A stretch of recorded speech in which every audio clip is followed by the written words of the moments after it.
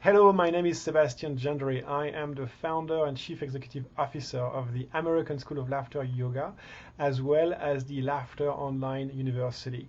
Both these organizations are leading providers of laughter education in North America. Today, I am going to share with you some practical ideas about how laughter can help with cancer prevention and recovery.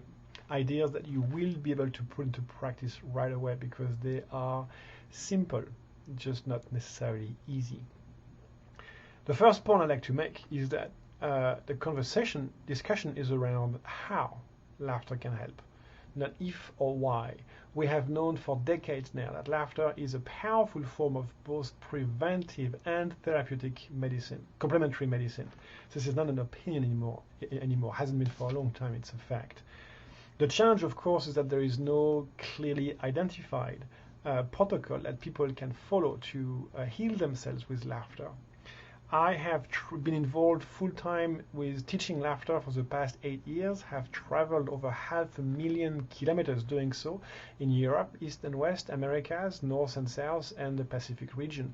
And I have met my share of people who had severe health issues, cancer being amongst them, oftentimes cancer stage 4. Sometimes people were sent home to die because there was nothing else medicine could do for them.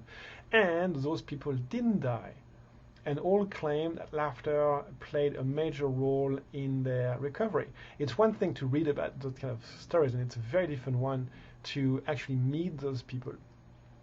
Because while it's very inspiring, it's both at the same time a good news and a bad news. The good news is good on them. They healed.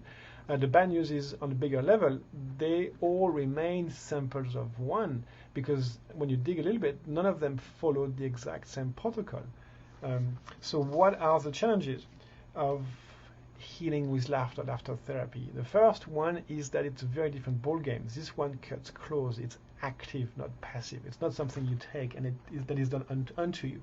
You have to choose to laugh, and then through that you have to choose to live.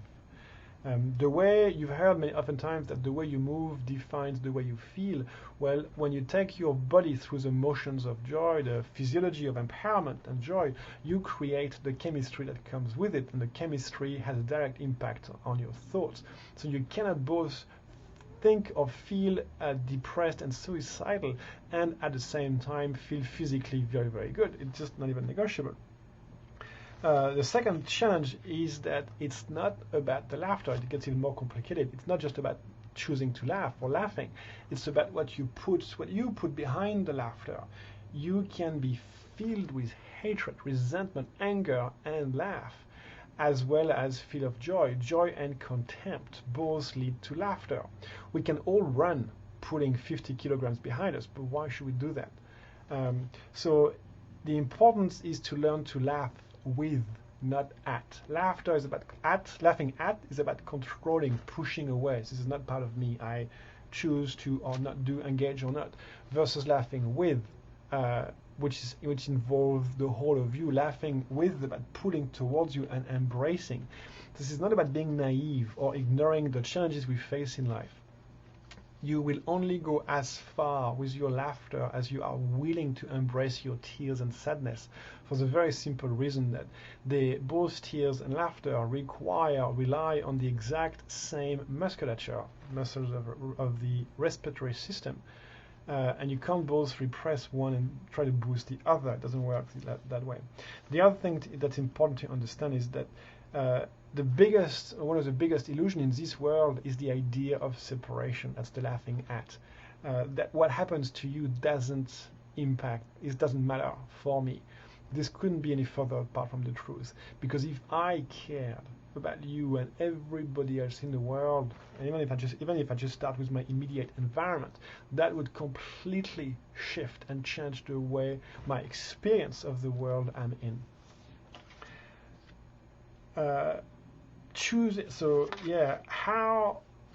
More practical ideas about how laughter can help.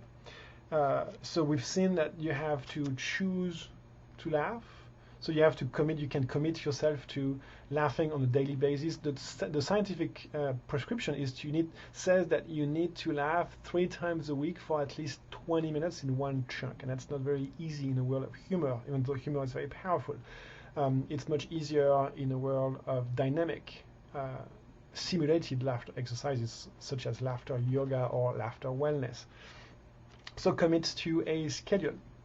You can proactively laugh, you can play, you can surround yourself with others and with the clear intention of laughing. You can watch comedy, movies, go to comedy clubs, read, do whatever you want, but be clear on the fact that you need to engage physically in the laughter at least 3 times a week for at least 20 minutes.